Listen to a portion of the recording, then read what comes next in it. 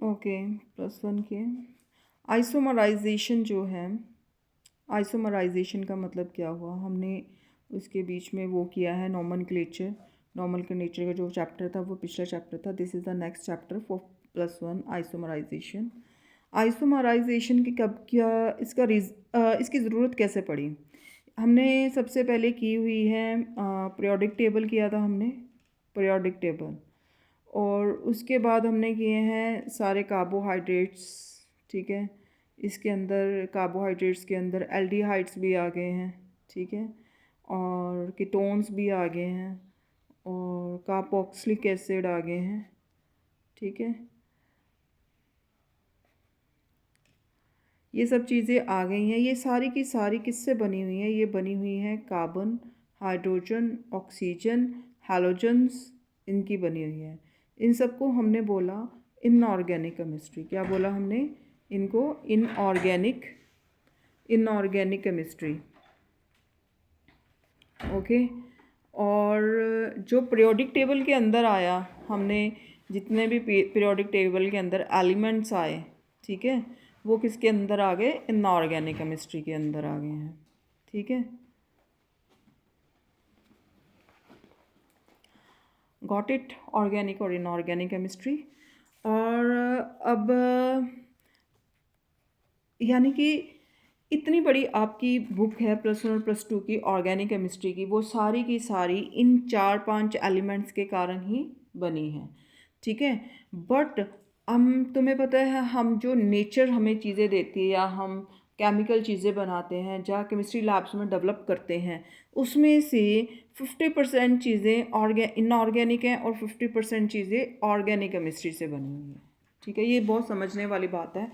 पर इस 50% inorganic chemistry को बनाने के लिए पूरा का पूरा पीरियोडिक टेबल है हमारे पास, 100+ एलिमेंट्स हैं। बट ये ऑर्गेनिक केमिस्ट्री को बनाने के लिए हमारे पास कुछ ही एलिमेंट्स हैं, ठीक है।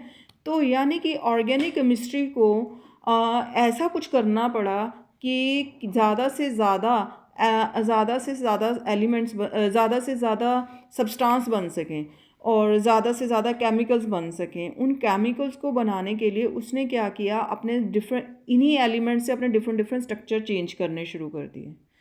यानी कि उसकी जो वैरायटी आई स्ट्रक्चर्स के कारण आई, उसे हम आइसोमराइजेशन बोलते हैं। स्ट्रक्चर्स के कारण जो वैरायटी आई, ठीक है। सपोज किसी भी चीज़ का मॉलिक्यूलर फार्मूला सेम है, क्या है? मॉलिक्यूलर फार्मूला सेम है, बट उसका स्ट्रक्चर फार्मूला डिफरेंट है।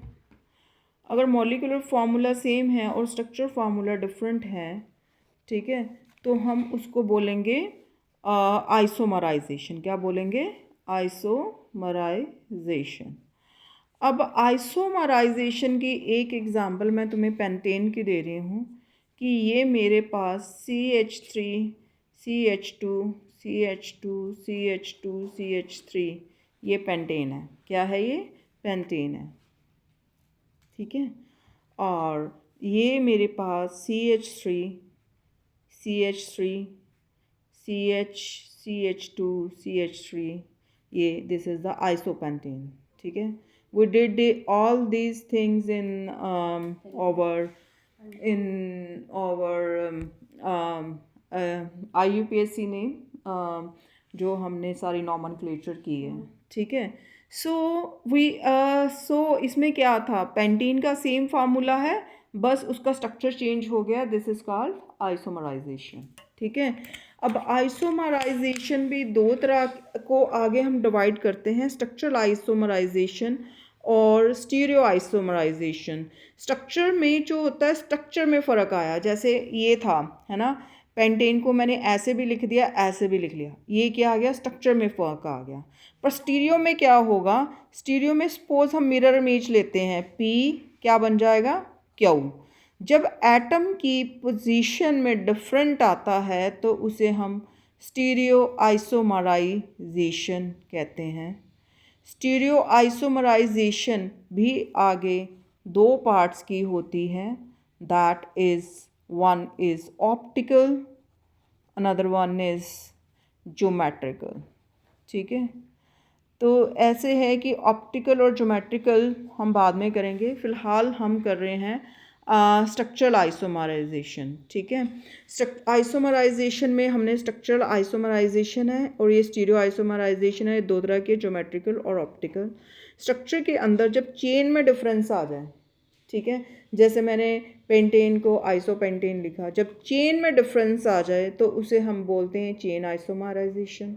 जब किसी भी एलिमेंट की पोजीशन, अगर क्लोरीन आगे लगा 2 पे लगा है, सपोज क्लोरीन जाके 3 पे लग जाए, तो उसे हम बोलते हैं पोजीशन आइसोमराइजेशन।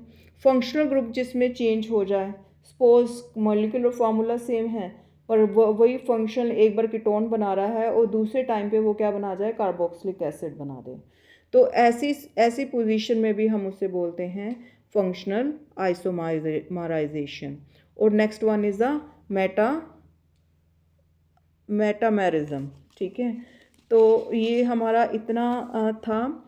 मेटामेरिज्म में क्या होता है कि ये तब लगती है जब डिफरेंट अल्काइल ग्रुप लगते हैं। For example, it arises due to the different alkyl chains either side of a functional group in the molecular.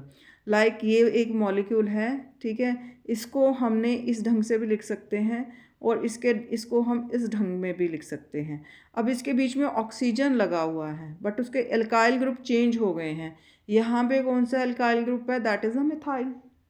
ठीक है, और यहाँ पे कौन सा है, दैट इज़ द एथाइल। तो हाँ, यहाँ पे फंक्शनल ग्रुप चेंज हो गए, CH3 हो गया O, ये C2HO5O हो गया है। तो ऐसी कंडीशन में हम उसे बोलते हैं मेटामेरिज्म।